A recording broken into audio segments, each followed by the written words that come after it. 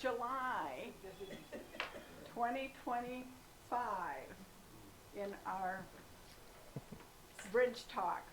And with just a little introduction here, I just want to say thank you to Mary Ann Baldwin. She is videoing and putting it all together and posting it so we can cut out some things, and it's always out there.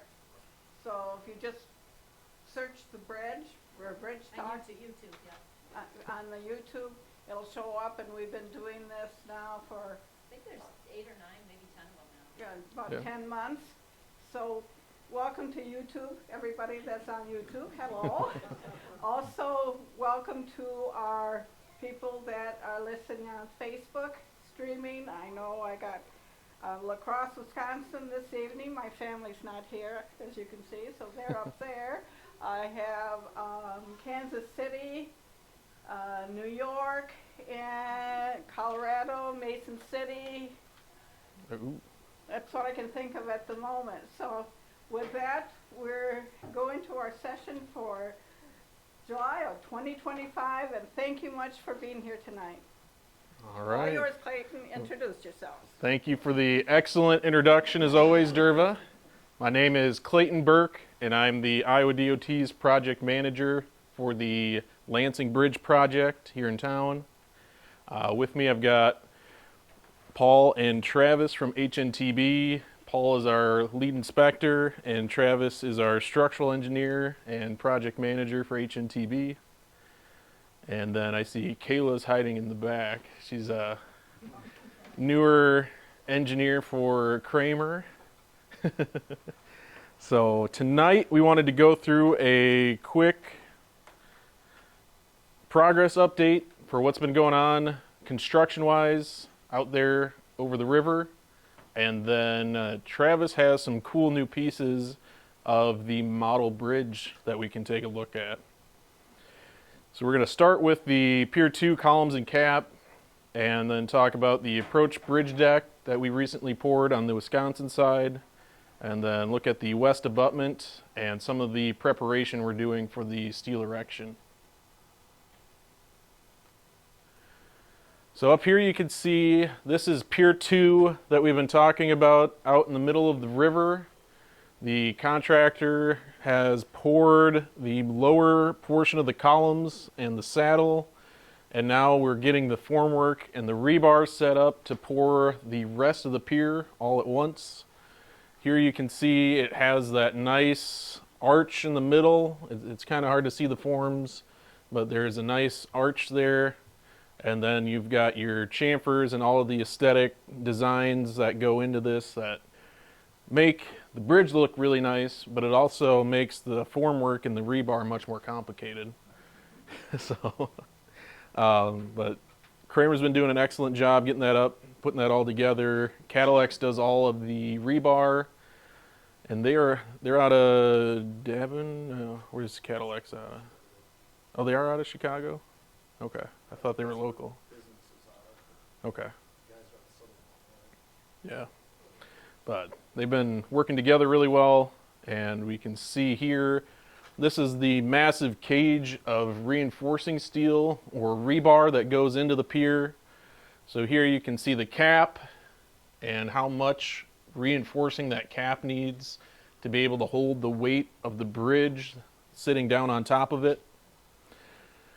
And then here is a view from down inside the forms looking up.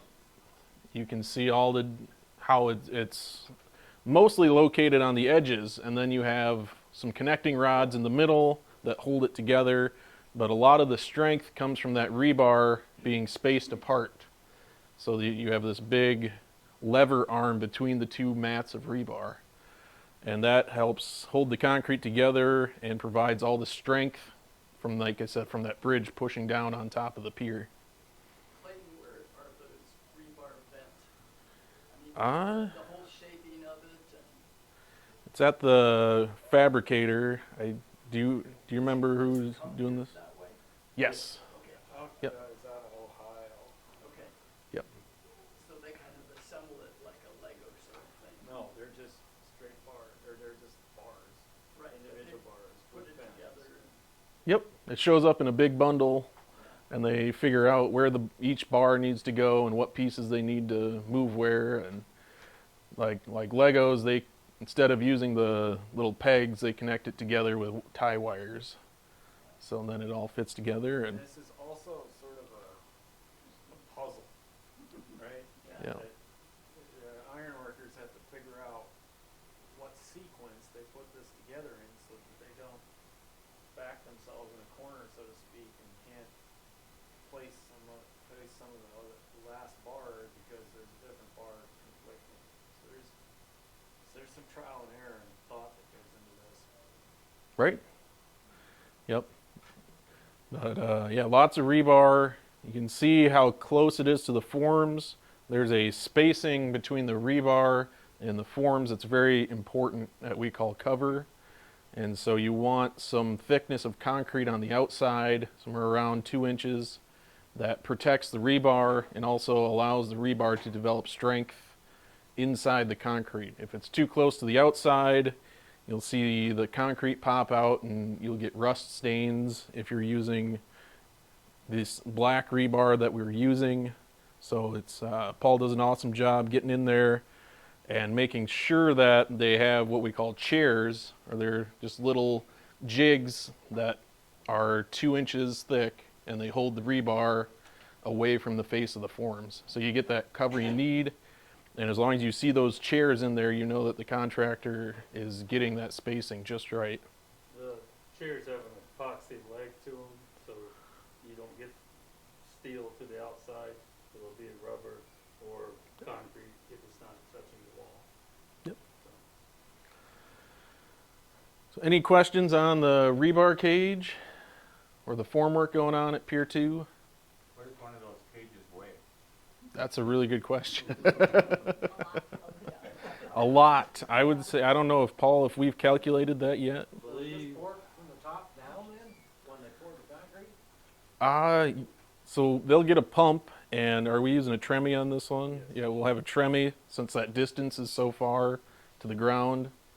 So they'll have a big tube that goes into the formwork, and then that allows the concrete to go through the tube and spread out in the bottom. And then they'll pour it from the bottom up. Yeah. I believe the whole structure was like 124,000 pounds, but that may include the footing, so it could be a little heavy for what we're doing right now. Somewhere around 100,000, something like that. Roughly Yeah. how many truckloads of concrete to do the pier?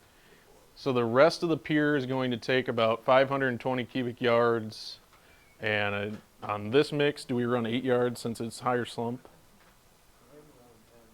They run 10s with the mass concrete mix. So 52 trucks then. Yep. And Quite a when are few. you pouring those? Next Tuesday is the plan for Pier 2. Thursday now? It's Tuesday. Tuesday? Oh, Monday. Yep. Okay. Made me nervous.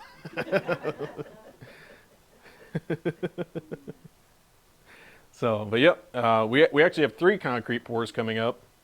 We'll get to the west abutment here soon. We're pouring the west abutment back wall and paving notch tomorrow afternoon, about 1 o'clock. And then Monday we're pouring the bottom portion of Pier 1.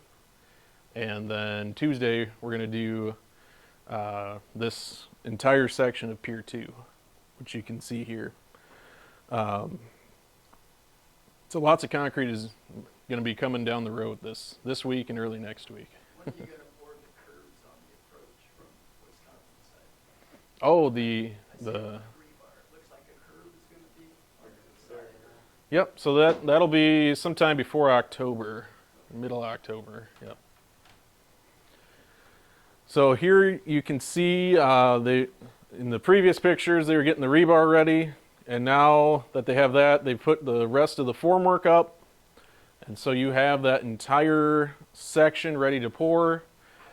Travis has done an excellent job making sure that we're thinking about safety as well. So we talked about going back and making sure every one of these nuts and bolts and every connection and tie rod is nice and tight, because when you're pouring concrete, this tall, you develop a lot of pressure inside the forms. It's just like water. The taller the water, the more pressure there is at the bottom, because you have that column pushing down. So it was very important to make sure that everything was in place, was tight, double checked, and ready to go, so that there isn't a big blowout. And if there was a blowout, that would be catastrophic, because there's people on top of the formwork, and that would just be a massive catastrophe. So we're getting the forms ready. They're all set up and ready to go and double checked.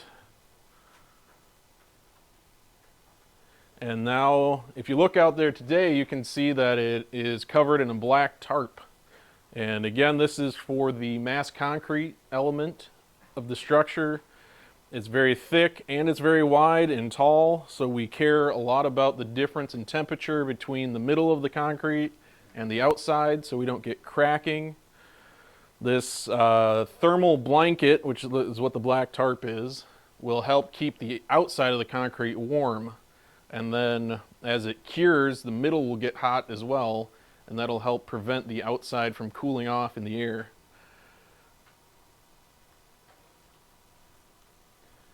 So any questions on Pier 2 before we move to Pier 1? When the inside is hot and the Yep. outside, what would the difference in temperature be between the outside and the inside? Yep, less than 50. It starts off, it has to be less than 25, right? Yep.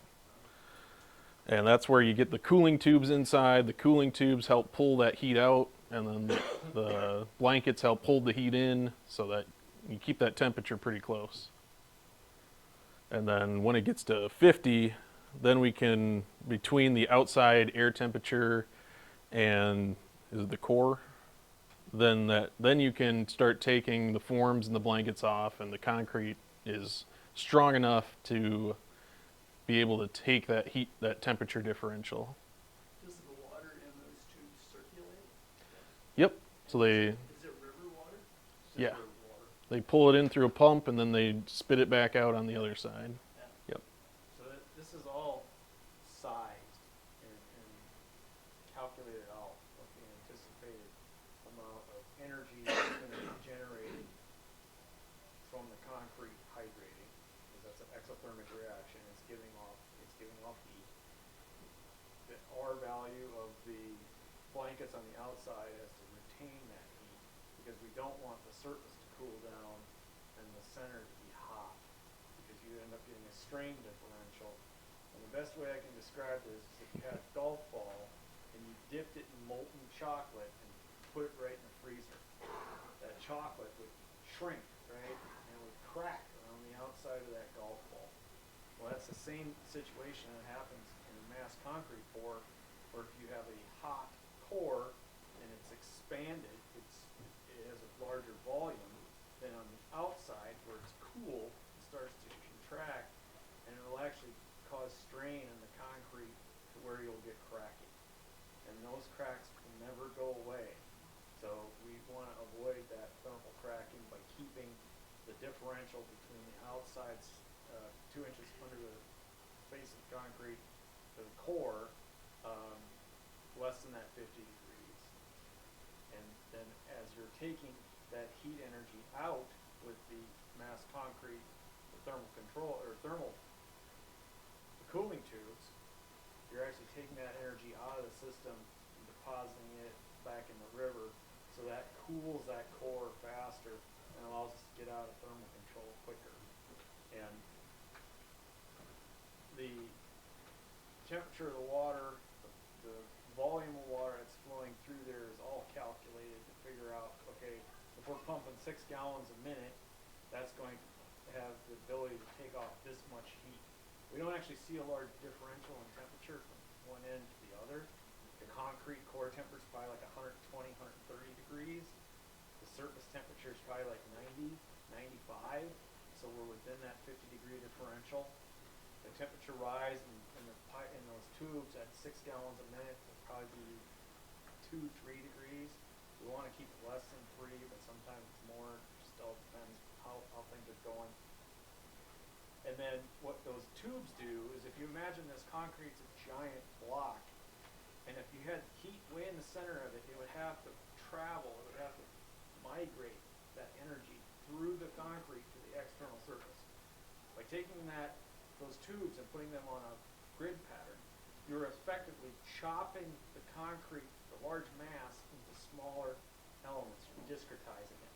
And that pulls that heat out of those individual discretized blocks to be able to cool it off faster, as opposed to just letting it sit there and bake and slowly lose the heat naturally. So, What's the distance between the tubes? what are they, 3 feet tall at the closest? At the closest, they're like 3 feet. And what's the diameter? Those are 1-inch pipe, 1-inch PEX pipe. Do they get filled with anything after it's all? They're grouted. They will be grouted. There's a high strength, low shrink, or no shrink grout, and help it full. What is the height of it? The pour? What, it's only 45 feet? It's only 45 feet because bottom 9 feet are poured, Yeah. and above that, it's 45 feet up to the top of the cab. I think we're going 37 feet. Only 37 feet? We're at 640, we're going 670. Okay, yeah. Okay. I think the original was about 46. Yeah, about 37 feet is what we're gonna be pouring. Because down below, there's concrete up to about where that color change is there in the lower portion. Yeah, right about there. A little lower than that. The bottom's Up there. Yeah. I mean, it all looks pretty small, but that's huge, right? Like you can see there's a 6-foot step ladder there. It's pretty tiny. So Yep. from Pier 3, that, It's on land, we're in Right. Wisconsin. so will it be all steel from Pier 3 to Pier 2? Yes. There won't be any of those cast concrete? No. Nothing Nope. underneath it when we're done. Yeah. So will the top of Pier 2 be poured at this pour to accept that, or is that a separate pour? Yes, this is final pour on this one. Yep. There's no pedestal. Yeah.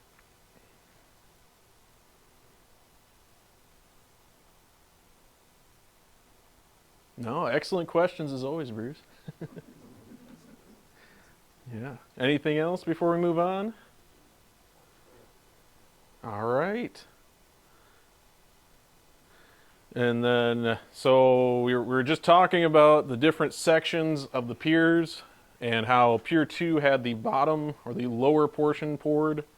We are now working on that same section on Pier 1 over on the Iowa side next to the railroad tracks. And you can see it looks very similar because these two piers are going to be pretty much identical. And they're using the same formwork. So here you can see the rebar and that came out of the footing is now connected to the rebar going up into the column. And this portion in the middle is called the saddle. And we are looking to pour that next Monday. So it's looks pretty simple to set up. It is not as complex as pouring the arch and the cap of the pier. So this one should go pretty well. Here you can see kind of an interesting point. The top of the footing has a slope to it, so the water runs off the top and doesn't pool. So the steel formwork would not sit level on the top of that footing.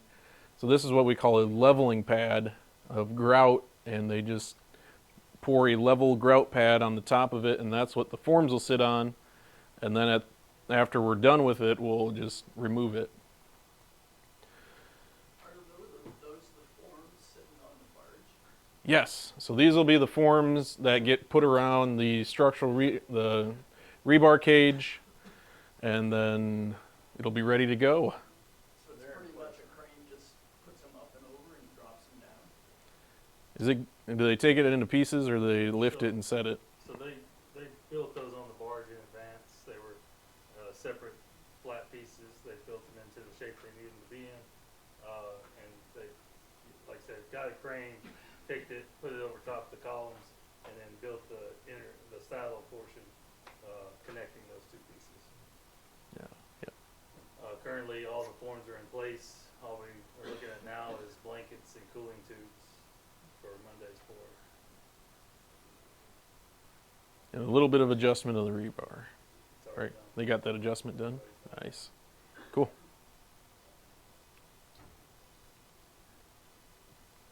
Then on the approach bridge deck, so we talked a little bit about the reinforcing steel.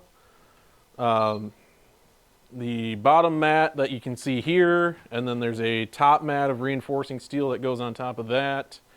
And that develops a lot of the strength of the bridge deck. We worked on that, and we talked about that last time. And then they also have another component of the bridge deck pour is the paver, what is referred to by the brand name of Bidwell. And you can see here this, I've got a better picture coming up, but there's a plate and a set of rollers that goes back and forth along the bottom of this frame, and that smooths out the concrete into the correct shape. And you can see that this isn't flat, it's sloped, and then it slopes back down to the other direction. That's what we call crown in the roadway, and that's just a slope that makes sure the water runs off the top of the road so that it's not pooling or freezing on the middle of the road. It runs off to the drains on the side. So here you can see after we have both mats of rebar tied, it's nice and shiny because we use stainless steel rebar for the bridge deck and the barrier rail. That was because the designer went through the process of evaluating the bridge over a 100-year design life, and they determined to get that 100-year design life, the stainless steel rebar was the most economical path to achieve that. So we used a standard concrete mix combined with the stainless steel rebar. And it's hard to see, but you can kind of see the crown in the roadway through the rebar too. There's a little bit of a peak up here, but it's only 2%, so it's not very noticeable. And then on the big day, bridge deck pours are one of the bigger events in a construction project. We get really excited about making sure that deck is the exact thickness that it should be, and that the concrete is meeting the specifications that it needs to meet to be strong enough to hold the bridge deck in place and to support the vehicles that drive on top of it. So here you can see Andy, one of our inspectors, running a slump test.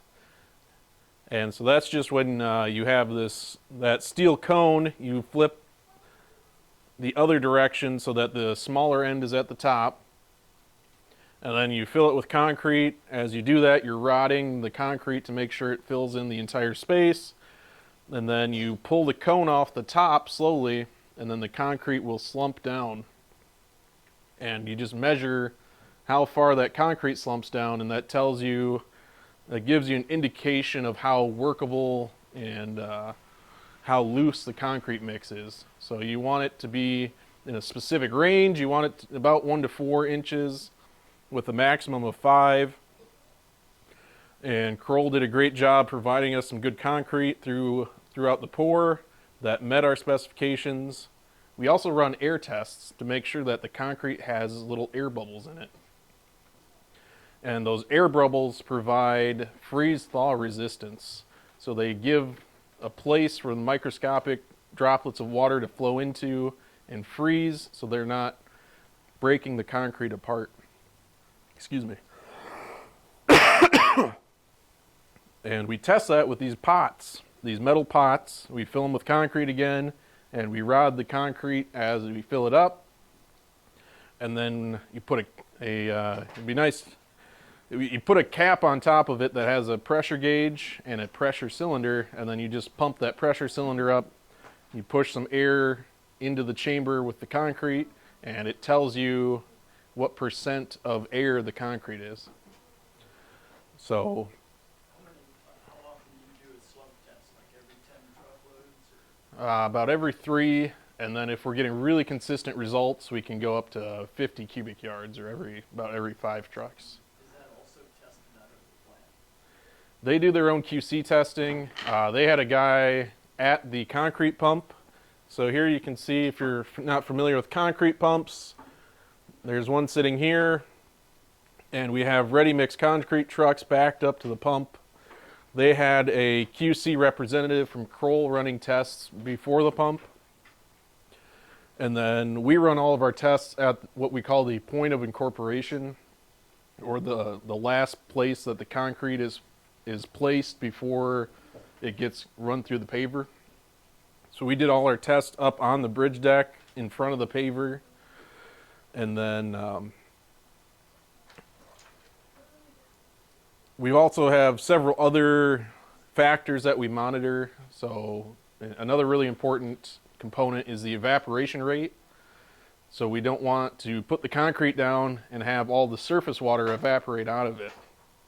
And to monitor that, we check the temperature, the air temperature, the concrete temperature, the humidity, and the wind speed.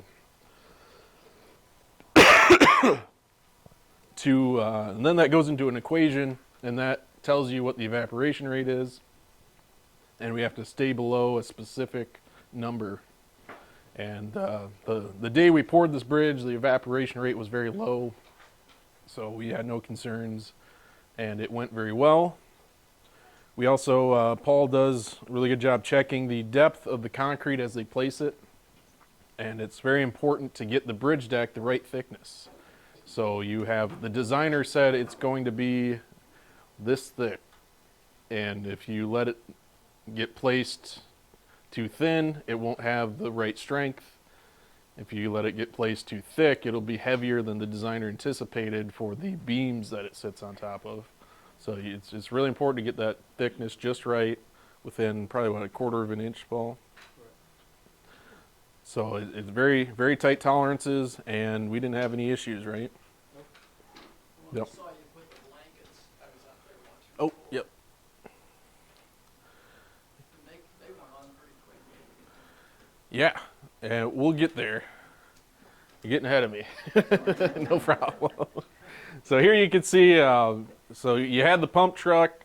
This black tube coming down is the tip of the pump, and that's where the concrete comes out of. And then they go back and forth with the pump. Where you see this rough concrete, that's the concrete that came out of the pump. And then you can see the big yellow machine is that bid well that I talked about, the paver. And on the paver, you've got, if it'll switch here, you can see here's the rollers that smooth the concrete out into the proper shape. And then there's a pan on the back that helps smooth the concrete. And then burlap drag. It's just a piece of burlap fabric, and that adds some roughened texture to the surface of the concrete, so that when you drive on it, it has a higher friction value, or it grips your tires better. So that's where the shape of this machine matters quite a bit, because these rollers follow that crown, and that's where you get the right shape of the roadway and the right thickness of the bridge deck. Did that have to be made specifically for this bridge and the width and everything? So they're very customizable. Most of these components are adjustable, and with turnbuckles and different, screws. So they come in sections too, so you can make them wider, or you can make them for a narrower bridge deck. But for this bridge, it was actually kind of interesting. They had to.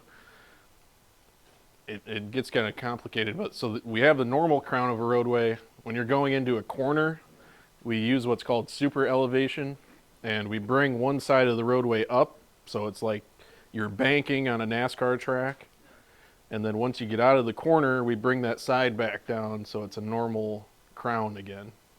And so this bridge starts out with super elevation because you're going into a curve coming onto the bridge.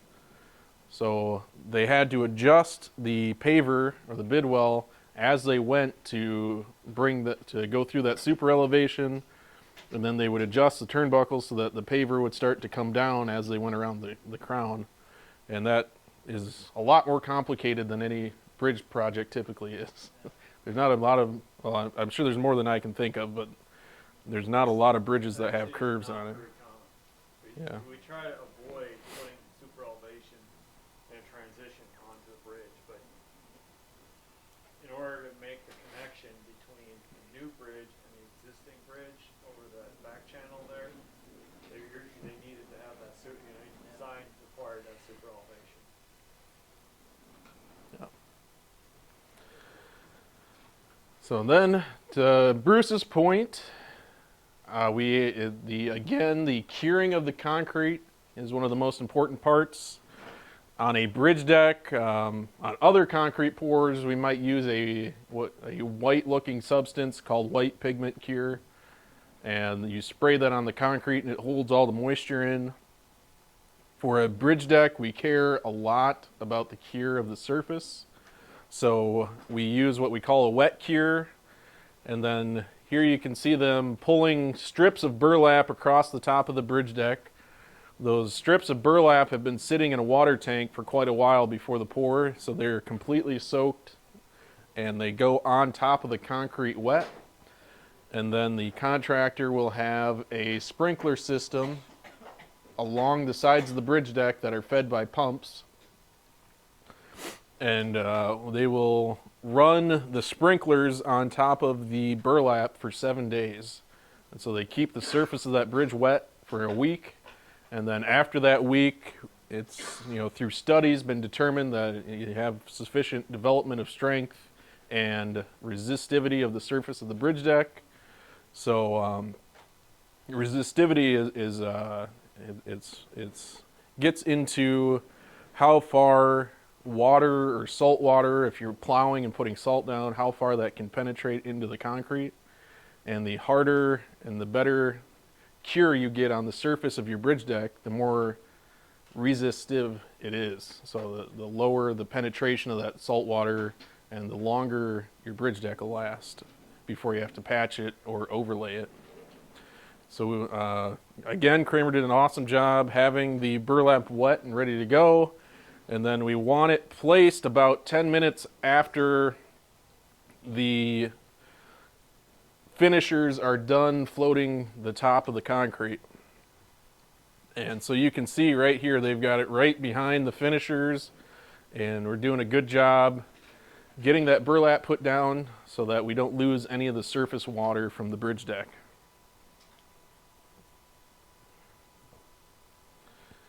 And then here you can see the sprinklers set up. They just run 24/7, spinning around, keeping all the burlap wet. You can see Dale did an awesome job making sure there's no dry spots, and we have even coverage across the entire deck. It actually created a flood of water that came down here and washed a bunch of our sand out, but it's more important that we get the water on the bridge deck rather than keeping that little bit of sand in place. So you'll see that the burlap, it's been more than 7 days, but the burlap is still on the bridge deck. Typically, contractors want to wait until that burlap dries out so they can roll it up and keep it from molding or getting nasty. Although this already has some algae from the river in it. So, but pretty soon you'll be able to see that nice gray surface of that bridge deck whenever it dries out. You can get an idea here of the difference in width between the old bridge and the new bridge. Yeah. You're about twice as wide. So any questions or comments on the Wisconsin Approach Bridge? So does that approach have the drains in it on the sides like you alluded to? Yep. So those drains are spaced out about 75 feet or 100 feet. Less than that, probably. Is it less than that? Yeah, So they're 60 feet, I believe. every 60 feet. Yeah. Yep. And those just drop straight down onto the ground below the bridge. Any other questions? When it's over the water, will it go into a tile then and then drop out after it gets over land, or? So over the water, it'll drop straight down into the river, and then on the Iowa side, they will all drop straight down onto the ground. But we may have splash pads or these squares of riprap or boulders underneath to prevent erosion. But there's no collection system that takes it and funnels it off somewhere. So the salt in the river and the salt, the amount that gets put on the road, is there, kind of a less amount or more amount that they can put on the bridge at a certain time? Or? I don't know of any restrictions on the salt, and I'm not aware of any bridges over rivers that they can't salt because of environmental Hastings, they concerns. don't salt. Huh? In Hastings, they don't salt. They have a potassium use- system, Oh, okay. What kind of system? a potassium sulfate system. Oh, okay. And then like the St. Croix River Bridge, that's a national scenic river that has a collection system on it. So they collect every drop of water that comes off that bridge, and Wow. then it goes into distilling basins. The salt is actually a considerable issue. I mean, there's studies that are being done to show the salinity of waterways right next to roadways has definitely increased. That is a concern, because once that salt gets in the water, you can't get it out. It's the only way it comes out is with the water cycle, and then it leaves the salt wherever it was evaporated at. So. But yeah, I guess there were no concerns for this bridge for one reason or another, so our system just goes straight into the river. Which is typical. Yeah. So, no. Any other questions? All right. On to the west abutment footing pour.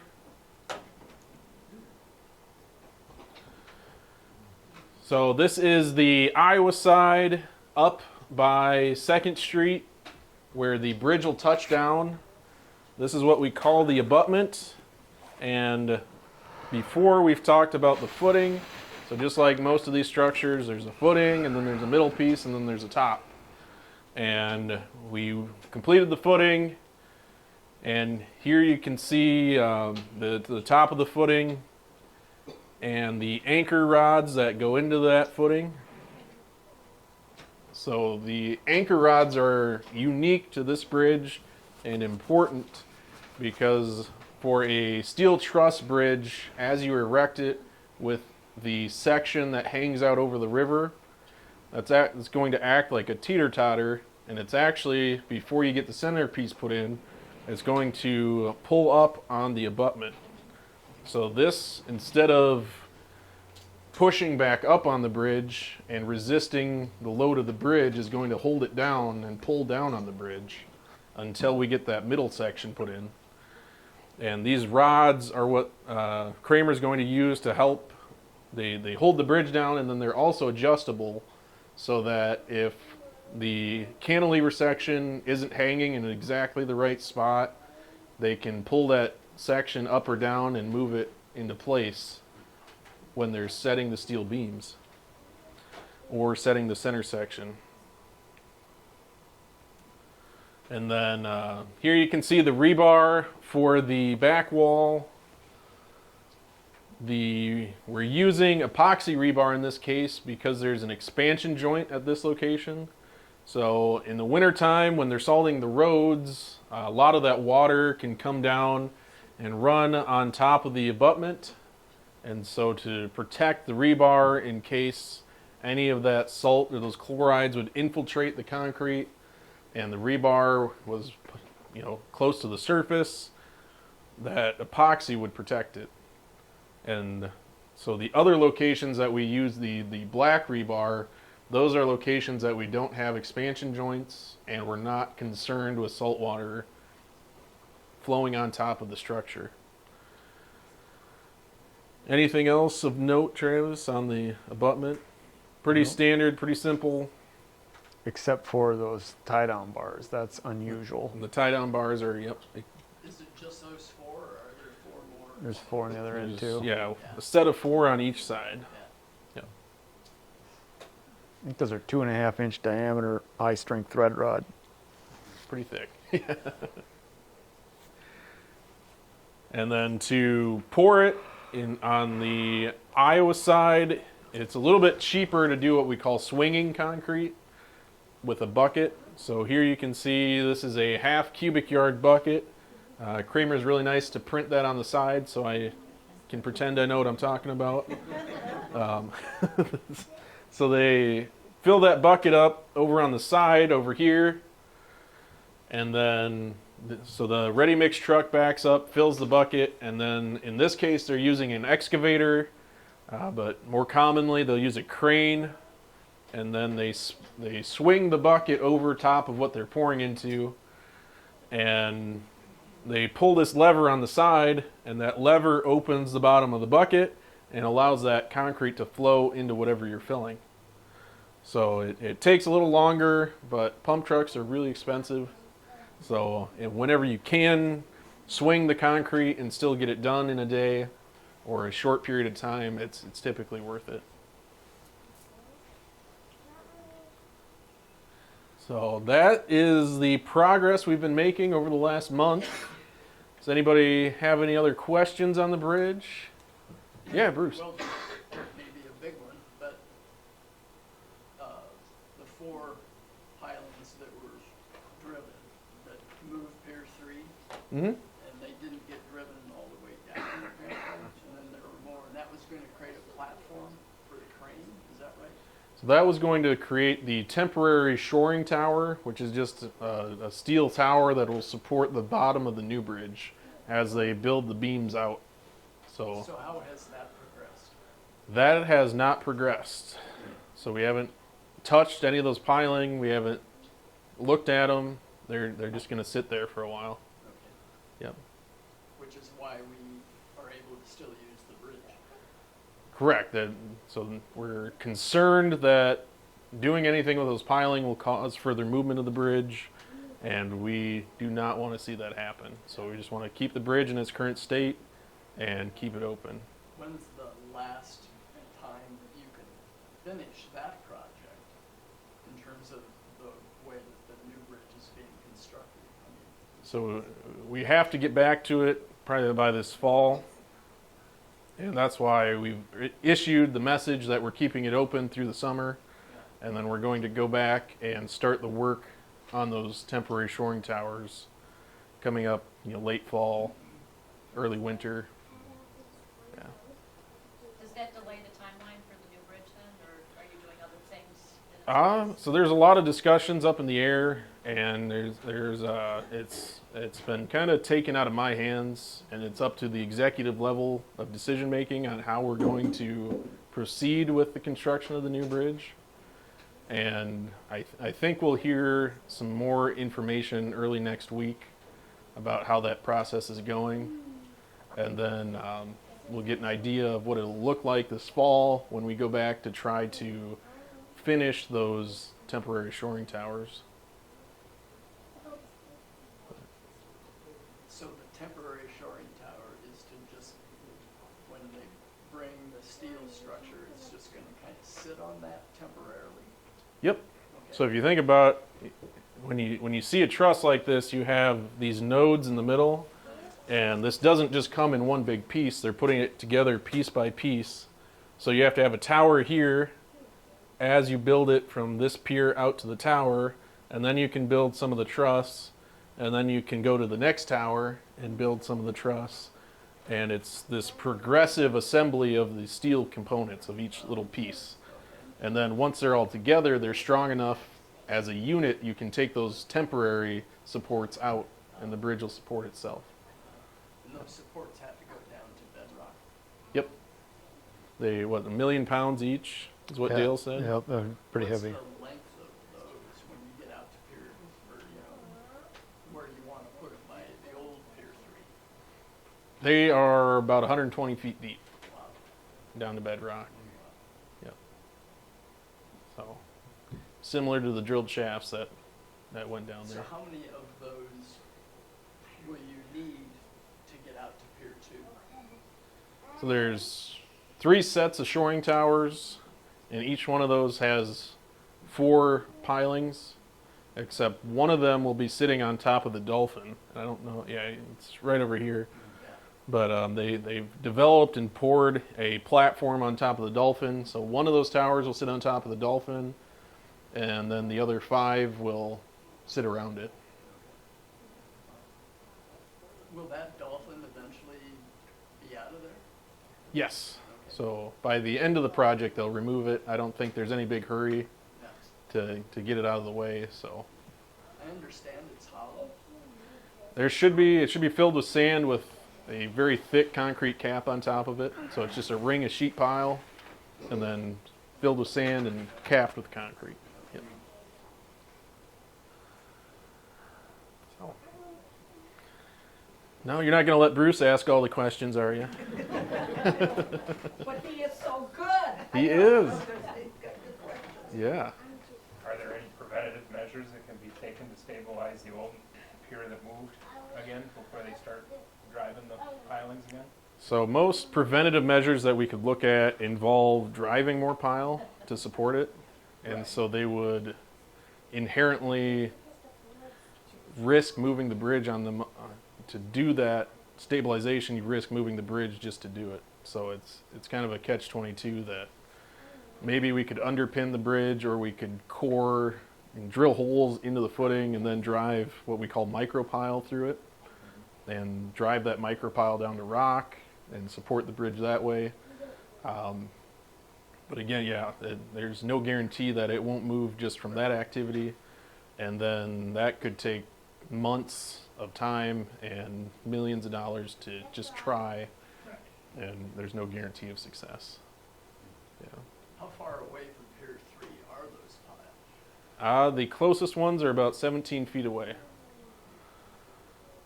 So that was the set of 4 that they already put in the ground that aren't quite finished yet, and then the others are further away.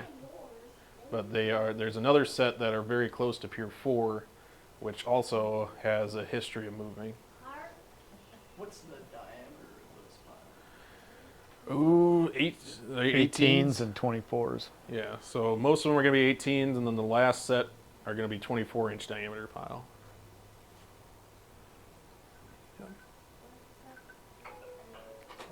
Do they come out easily after you get them down there? So they are vibro pretty easy to on, pull yeah. out with a vibratory hammer because of the sand that they're in.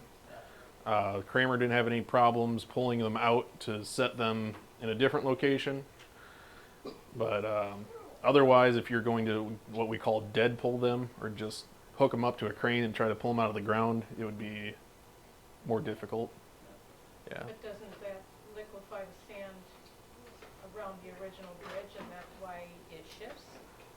It does have an effect. It excites the sand, and we don't know if it exactly liquefies it to a specified state, but it definitely has an effect on the sand, and that's why we've determined that's why we decided not to pull any of the temporary casings out from the drilled shafts, and so we directed the contractor to just leave them in place, don't try to pull them out, and we mitigated some of the movement that way. Because it would be the pulling out is probably the worst case, where you're creating a void and you're exciting the sand around it. So, Will Yeah. there be the same construction from Pier 1 out into the river when you're doing the same thing on the other side No. with the pile? no. So they're able to progressively construct the cantilevers. Once you have the backspan, or the section from the abutment to Pier 1 constructed, you can use that to support the erection of the following truss, the cantilever section. And so there will not be any temporary supports out in the main channel. They'll just build it out over top. But you will see two sets of shoring towers on the Iowa side. And then, Under the back span. because under the back span, that's a 265-foot back span. At Pier 3, what's it, 376, I think, if I remember correctly. And that, it has several more bays in it. And that's why we have 3 sets of shoring towers on span 3. And it's a really neat, unique bridge. And normally they try to have this stuff to be symmetric. It's not, which just adds to the complexity. So I've seen pictures when they built this bridge, when they lifted that center section into place. Mm-hmm. Will that same thing happen with the new bridge? Something Yeah. similar. So they'll have the cantilever sections out. They won't have a full independent center span that they lift into place, but they'll do the center, 3 bays? 4 bays. Or 4 bays. So it'll look like from here to here, that kind of From trapezoidal L4 half moon section. From L8 to L12. Yep. So four bays into the river off the Iowa side. And they'll hook it up to what we call strand jacks. So they'll build it on the barge next to the marina, float it into place, and then lift them up with really big jacks and cables.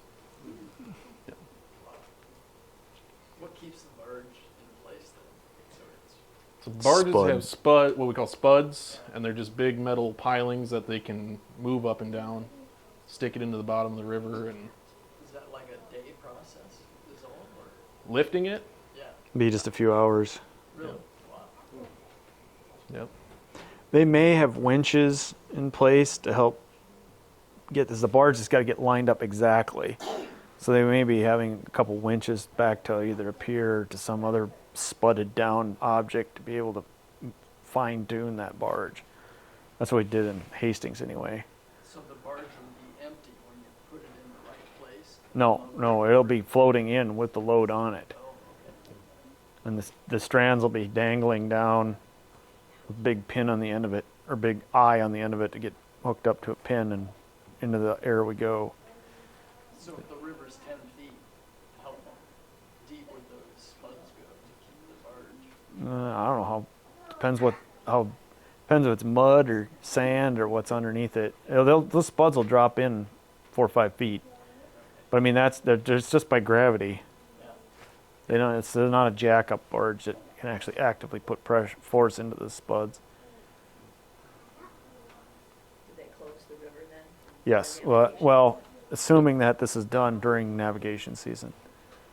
But yeah, so they'll have to get a closure. But this has been done numerous times before, so. Last year you kept the ice from forming. Will that happen again this winter? In some regards, yeah.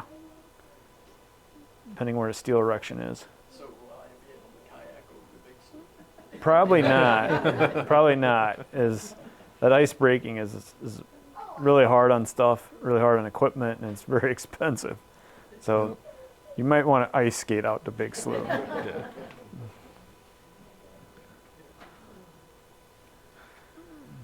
So, all right. Any other questions before we see what Travis has for us? All right. Well, thank you all for coming again to another one of our bridge talks. We really appreciate it. It's really a great opportunity for us to share what we've been working on, and hopefully you find it as interesting as we do. When was the first bridge talk? October. Was it October 23. 23? October 23. Yeah. So we're coming up on 2 years now. Well, from Wisconsin, we appreciate the bridge being open. Yeah. Thank you. No problem.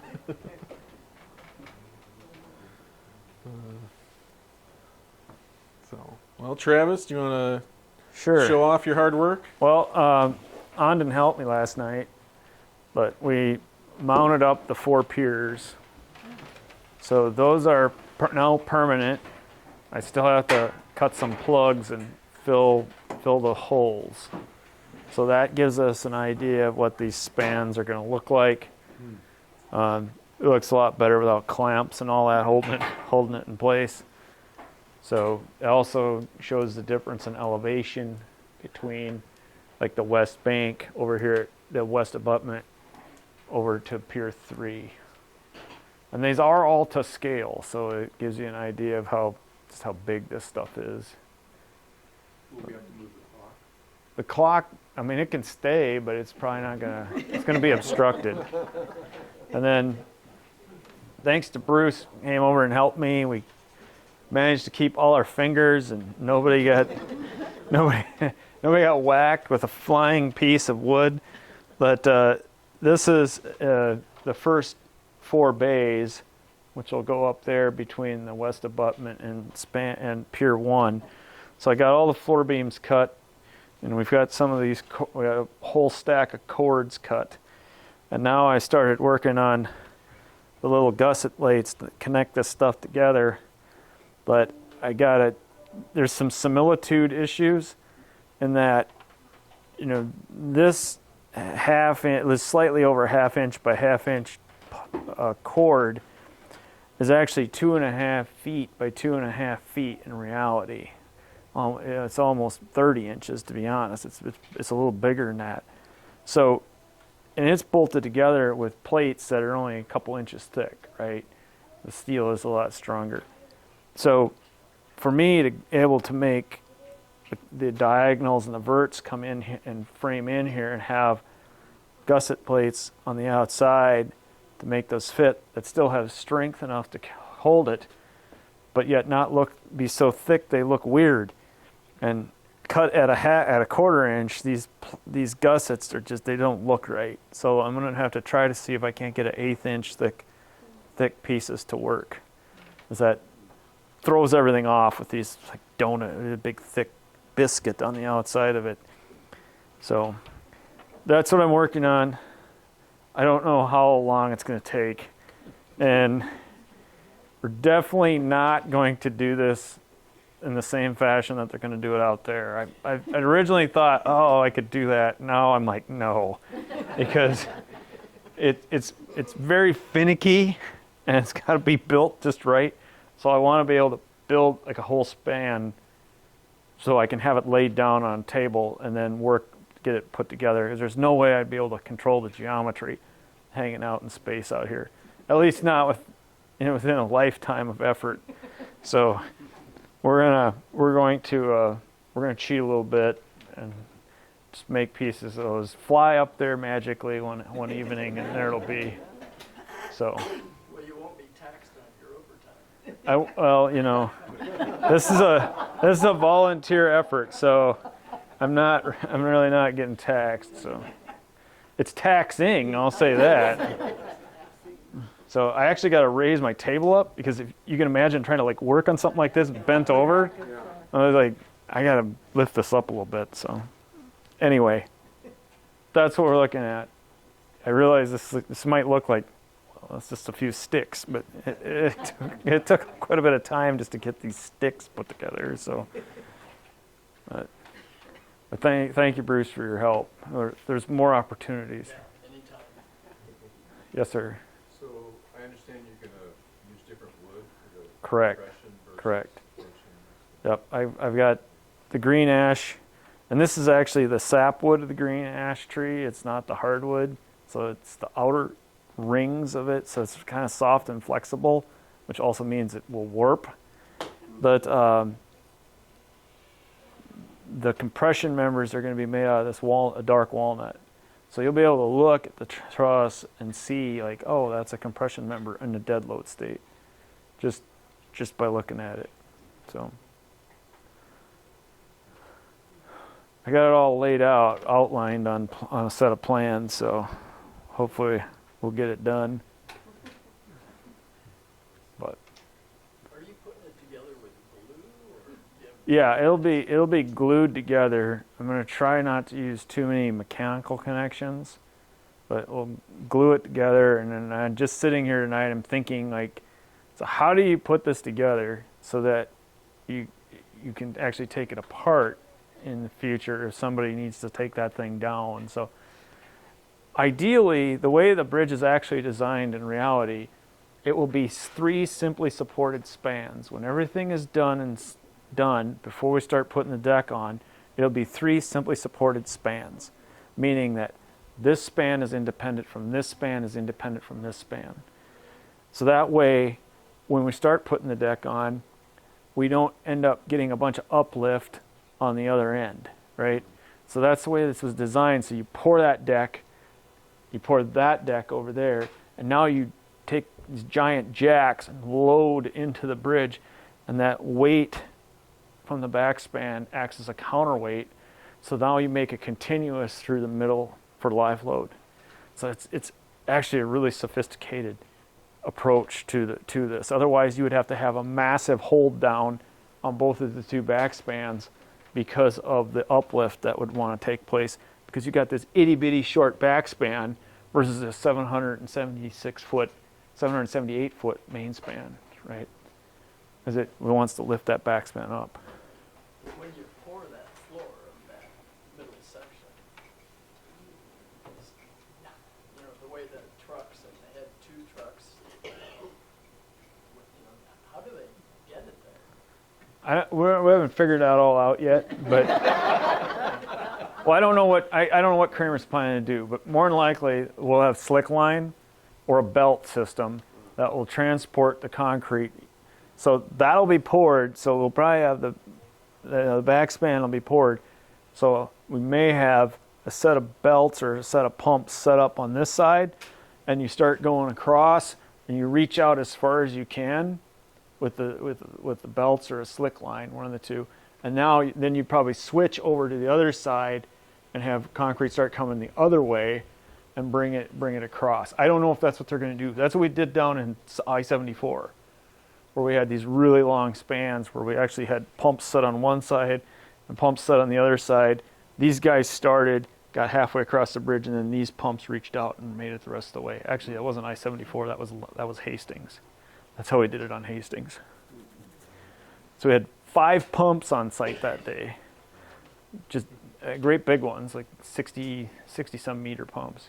If we would be so lucky to have the old bridge right next to the new bridge as you're doing that, could they use the old bridge to just go that short distance?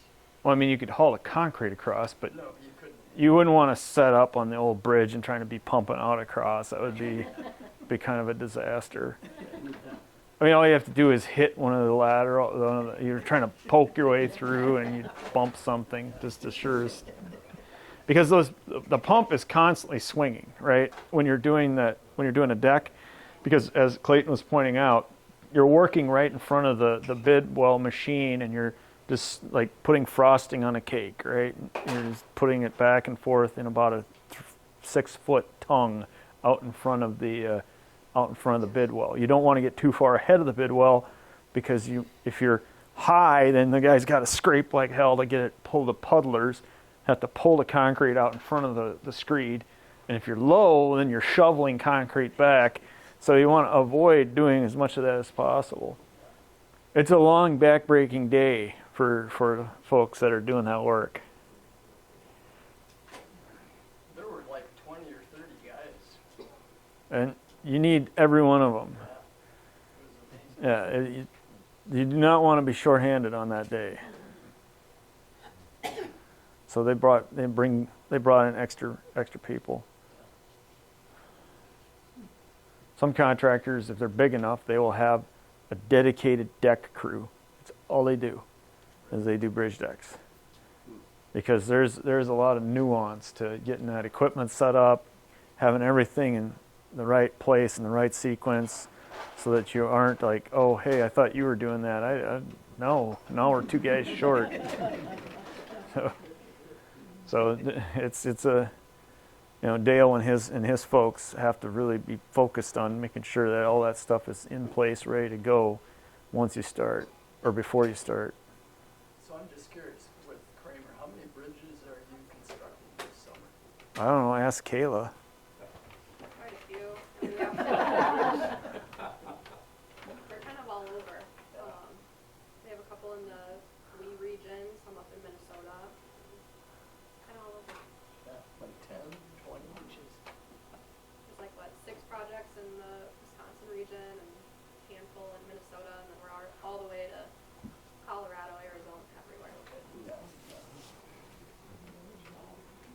And you got your rail division too. We do have the rail division.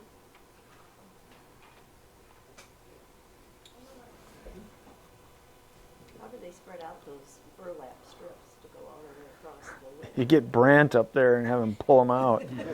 So, I mean, that's a real good question. How do you work over this? So they had these work platforms following along on that bidwell rail, and they made like a giant toilet paper dispenser because this stuff, these are sopping wet burlap, so it's nasty and heavy. And they took an 8-inch PVC water pipe and cut a slot in the side of it, right? So you take this, what are they, 4-foot strips? I think they're like 4-foot strips. You take this tube and a rolled up roll of soppy wet burlap, you shove it inside there and you get it pulled out through that slot. And then someone of heft and mass has to drag that thing across the top of the catwalk that you're on, right? And then the guys are help feeding it out. You get to the other side and you get a guy on one end and a couple guys in the middle, and they're pulling, and you kind of get a little wind under it, and then hopefully get it to lay down. And that's what you do. It's With no wrinkles. try to avoid the wrinkles. And it's got to be 2 layers. So you put down the first layer, and you put down the second layer, and then you roll the work platform ahead. So you have 2 work platforms following the bidwell. The first platform has some of the finishers on it. Those guys are down on their hands and knees, reaching down leaning over the top of the, if somebody drops their hard hat or something in there and leaves a divot in the concrete, or there's a low spot that got past the machine, they'll take a little extra concrete with a float and float it out. They're bull floating, they're brooming. Then around the barrier wall, there's rebar that comes up there. That has to all be done by hand.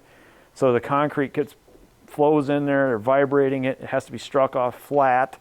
So there are guys there with trowels and floats, just hand floating that. So it's 300 and some feet long. You're on your hands and knees the whole time, working your way up.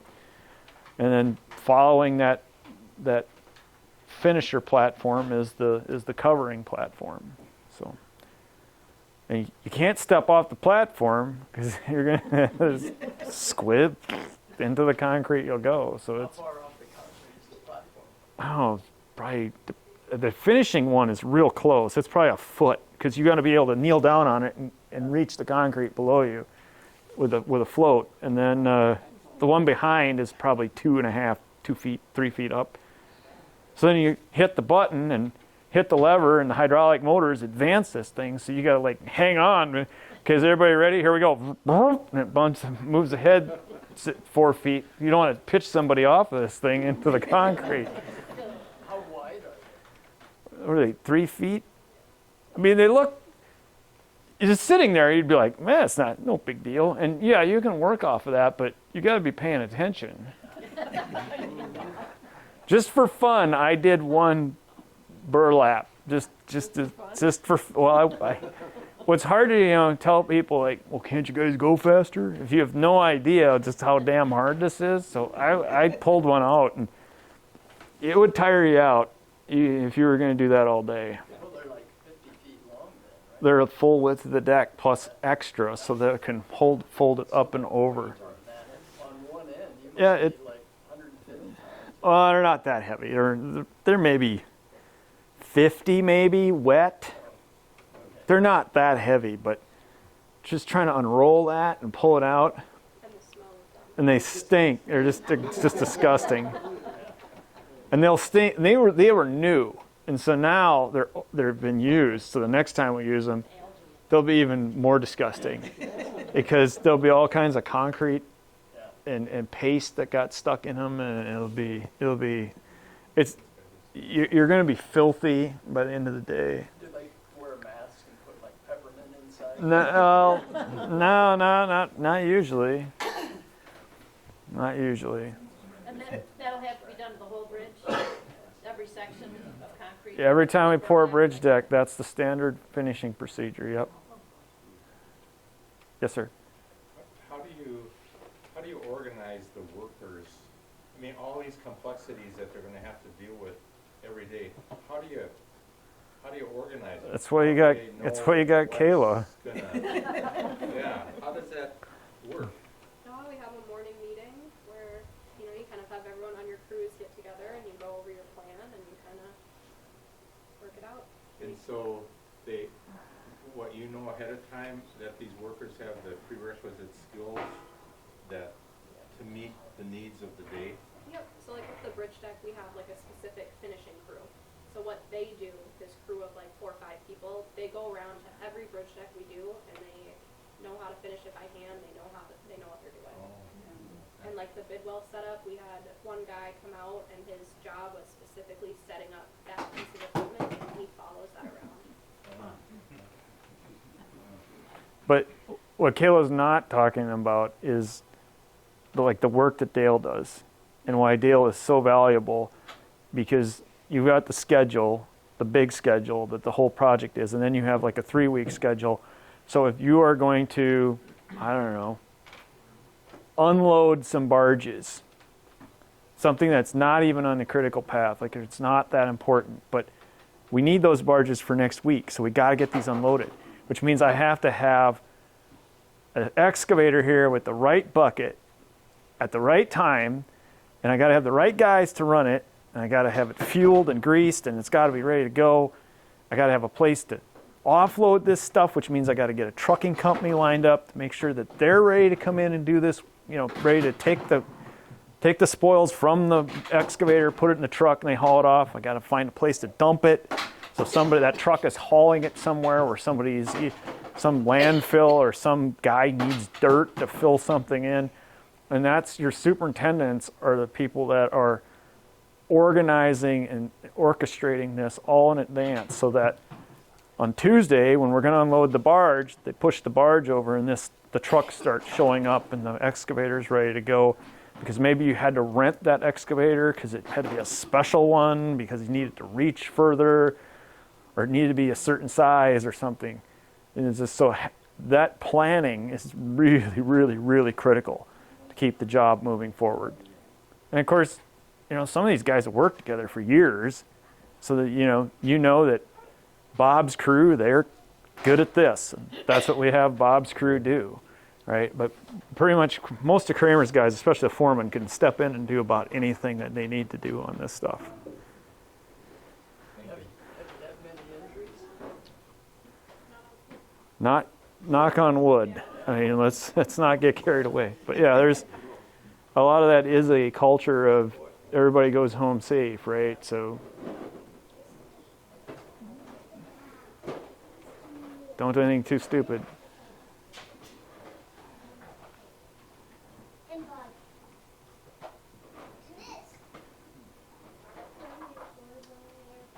Well, thank you guys for keeping us informed. Happy to do so.